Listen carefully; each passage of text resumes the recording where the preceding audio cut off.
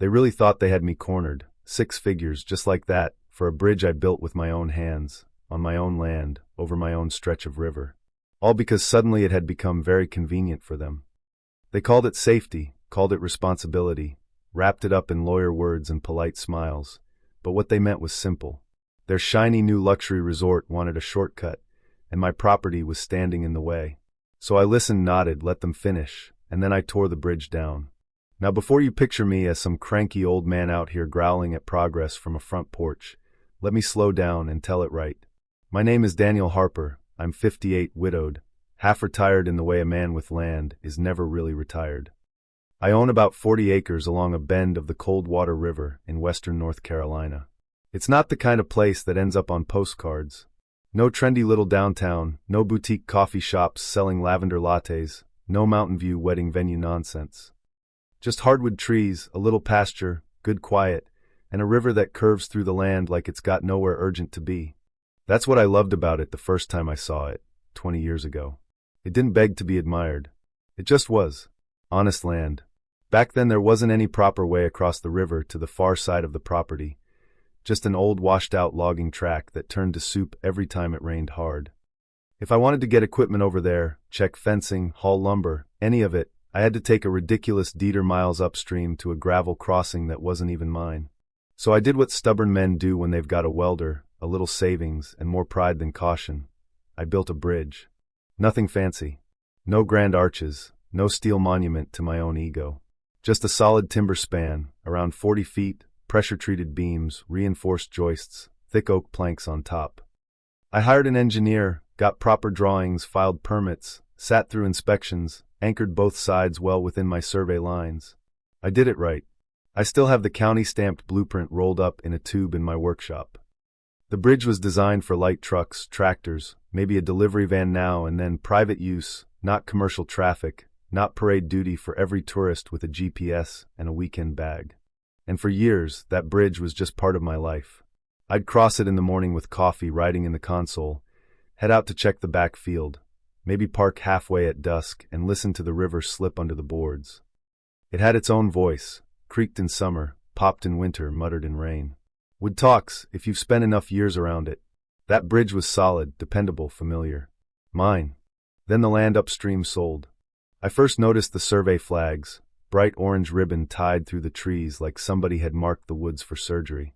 Asked around town, learned a Charlotte development group had bought close to 200 acres upriver. Blue Fern Hospitality. Even the name sounded expensive. They came in with all the modern buzzwords, eco-luxury, curated experience, secluded riverside escape. Which is always funny, because the minute a place starts advertising seclusion for $200 a night, it stops being secluded for everybody else. Within months, the quiet upstream turned into chainsaws, backup beepers, dump trucks, diesel fumes, men in hard hats yelling over machinery. Then came the pretty parts, cabins with floor-to-ceiling windows, cafe lights strung through the trees, a restaurant deck over the water, fire pits, kayak racks, Adirondack chairs lined up like a catalog shoot. Folks in town got excited. Jobs, tourism, investment, all that. At a county meeting, their lead developer, Evan Calloway, stood up in a pressed shirt with perfect teeth and the kind of confidence that usually belongs to men who have never had to fix their own septic line. He talked about economic growth and putting Coldwater on the map. People clapped. I didn't. Not because I'm against jobs, and not because I hate seeing money come into a small town. I've just been around long enough to know that when somebody says community benefit, there's usually a line item somewhere that says somebody else pays. The first time one of their trucks crossed my bridge, I figured it was an honest mistake. White pickup, company logo on the door, rolled across while I was stacking firewood. I flagged the driver down. He looked embarrassed, apologized, said GPS brought him that way. I pointed at the sign I'd had there for years, private bridge and no public access.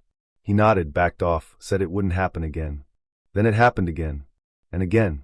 First contractors, then supply vans, then guests. Weekend couples in polished SUVs slowing down at the sign like they were reading a menu, then crossing anyway. One woman actually stopped and asked, cheerful as can be, "Is this the scenic entrance to Blue Fern?" Scenic entrance. I nearly laughed in her face.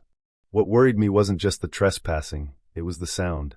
One afternoon, a flatbed hauling landscaping stone crawled onto the planks, and the bridge let out a groan I'd never heard before. Not a normal creak. Not weather. Not age. It was the sound of something being asked to do work it was never built to do. I put up bigger signs. Added a chain for a while, though I hated the look of it. Felt like I was fortifying my own home against a crowd I never invited. So I drove up to the resort and asked to speak with whoever was in charge. That's how I met Evan properly. He greeted me on that river deck of theirs, all charm, handshakes, smooth voice, expensive watch glinting in the sun. "Daniel, right? We've heard about you. Beautiful property. We need to talk about the bridge," I said. He tilted his head like he'd been expecting this. Said their marketing team was updating directions, that a few guests may have used the route by accident. "You're contractors too," I said. "And that structure is not designed for commercial use." Then came that smile, friendly on the surface, calculating underneath. "Well, interesting thing about that bridge, Daniel. Our survey suggests it connects to what may once have been a shared access route. There could be historical usage rights involved." That's when I felt it. Not anger yet, just that tightness in the chest when somebody elegant starts trying to rewrite your reality in complete sentences. "There's no easement on my deed," I said. "Perhaps not," he replied, smooth as oil. "But if a structure functions as access for multiple properties, modern safety standards become relevant." There it was. Not a misunderstanding. A setup. A week later the letter came. Heavy paper, law firm at the bottom, blue fern logo in the corner. I stood at my kitchen counter reading it twice before I sat down. According to their attorney, because my bridge supposedly connected to a historically utilized access corridor, it now needed to meet commercial safety standards if it remained in use. Their engineer, who had, as far as I could tell, assessed my bridge without ever setting a boot on my property, recommended widening it, reinforcing the substructure, upping the load capacity, adding code-compliant guardrails, lighting, weight ratings, the whole parade. Estimated cost, $118,000. And the cleanest knife cut came at the end. As the property owner, I was responsible. Not requested. Told.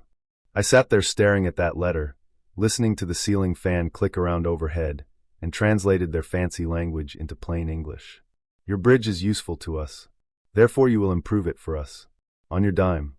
I didn't sleep much that night. Not because I was scared of them, because I understood the trap. If one of their guests overloaded that bridge and something happened, even if they were trespassing, I'd still be the poor bastard in court explaining why I didn't prevent it. Being right and being protected are two very different things in America. The next morning I called my neighbor Walt Grayson. Walt's 72, retired county surveyor, the type of man who irons flannel and trusts paperwork more than charm. He came over, read the letter at my dining table, adjusted his glasses, then snorted. "Historical use," he said. "That's what people say when they don't have paperwork." We walked the boundary with his handheld GPS. Both bridge abutments were exactly where they were supposed to be, well inside my property lines. The old shared road they referenced was barely a ghost in the woods, likely left over from logging rigs decades ago. "Legally it's yours," Walt said. "But that doesn't mean they won't make it complicated." And that was the whole game, right there. Not truth, not fairness, just complication. Enough paperwork, enough complaints, enough pressure, and eventually people give in because peace starts to feel cheaper than principle. 2 weeks later, the county inspector showed up after an anonymous complaint about public safety. Nice guy. Embarrassed, even. He walked the bridge, took measurements, checked boards, looked at the rails. "For private use it's fine," he said quietly. "But if it's carrying commercial traffic..." I didn't invite commercial traffic. He gave me that tired look government men get when they know exactly what's happening and still can't stop the machine. The pressure kept building. Trucks. Guests. Vendors. One Saturday a catering truck tried to cross because it was late for a wedding reception at Blue Fern. I stepped right into the middle of the bridge and held up my hand. "GPS says this is the fastest route," the driver said. "GPS doesn't own this bridge," I told him. That night Evan called. He was less polished this time. "You're escalating this, Daniel." "No," I said. "You escalated it when you tried to hand me a 6-figure bill." Then came the real threat, formal recognition of access, legal action, prescriptive use, all that pretty language people use when they want to take something without calling it taking. I hung up, sat in the dark, and finally understood the ugliest part of the whole thing. It wasn't about one bridge. It was about erosion.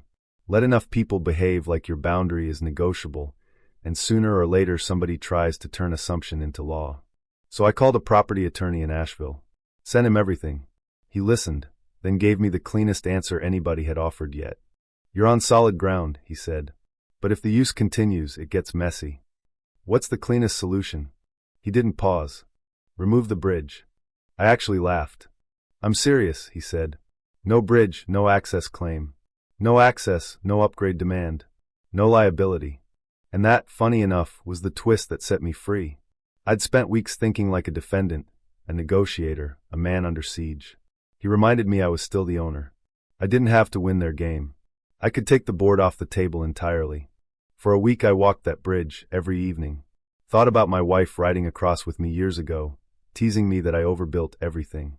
Thought about groceries, fishing rods, lumber, quiet mornings, ordinary life. It hurt more than I expected, deciding to tear it down. But there's a kind of pain that comes with letting go of something before somebody else gets to claim it. I got the demolition permit that Tuesday. Hired 3 local guys I trusted. Told Walt my plan. He stared at me for a long second, then just nodded. The morning we started, fog sat low over the river. Across the water, I could see the resort roofs through the trees like they were peeking in. The first board came up with a long groan and a sharp squeal of nails, like the bridge itself clearing its throat one last time. I kept my hands in my jacket pockets and told myself it was just lumber. But it wasn't just lumber. It was 20 years of use, memory, routine. Around noon, black SUV pulls up on the far side. Evan gets out. He walks across the half-dismantled span, looks at the missing planks, the widening gap, then at me. What are you doing? Removing a liability. You can't be serious. I've never been more serious. He tried everything in about 2 minutes. Cost sharing, partnership, local business, community growth, property values. He even said I was hurting the region. That almost made me smile. You tried to hand me a bill for $118,000. I said. That's not partnership. The charm cracked right there. For the first time, I saw the real man underneath the presentation. This affects emergency access, guest experience, delivery routes. Those are your logistics, I said. Not mine. Then I turned back to the crew. Bolts loosened. Metal clanged. Timber shifted. Evan stood there for another second like he still couldn't believe someone would say no to him in complete sentences. Then he walked back across boards that wouldn't exist by sundown. By late afternoon, the center span was gone. The river ran clean through the open gap, silver and indifferent, like it had been waiting patiently for all of us to finish pretending we were in charge. And here's the part one didn't expect. I thought I'd feel loss first. What I felt was relief. The next morning there were no engines idling, no tires on wood, no confused guests rolling down windows asking stupid questions. Just water, wind, birds in the sycamores. Blue Fern rerouted traffic to the county road they'd been avoiding because it added 4 miles. For miles. That was the whole war. Not justice, not safety, convenience. A week later we met with a mediator. Beige office, stale coffee, Evan and his lawyer on one side, me alone on the other. They offered to fund most of a new bridge if I granted a permanent commercial easement. Long-term stability for both parties, the attorney said. Long-term for who? I asked. Nobody had a better answer than the community, which is what people say when they don't want to admit the benefits are mostly theirs. So I said no. And that was that.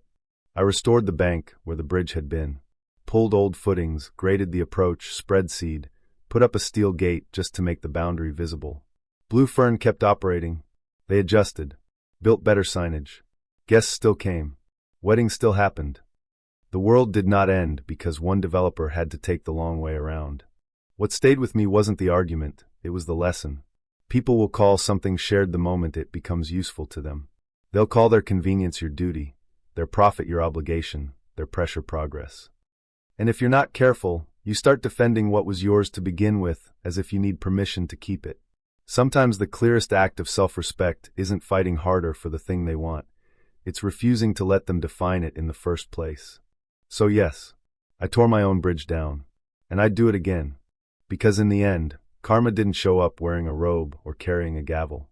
It sounded like bolts dropping into a toolbox, timber hitting the trailer bed, and one very frustrated developer realizing the shortcut was gone for good. Now I'm curious where you land on this. Was that justice or just spite with paperwork? When somebody powerful tries to turn your property, your labor, your peace into part of their business plan, do you compromise? Or do you make sure they never get leverage at all? Tell me what you think, what's right, what's too far, and whether you've ever had to draw a line so hard it made other people call you difficult.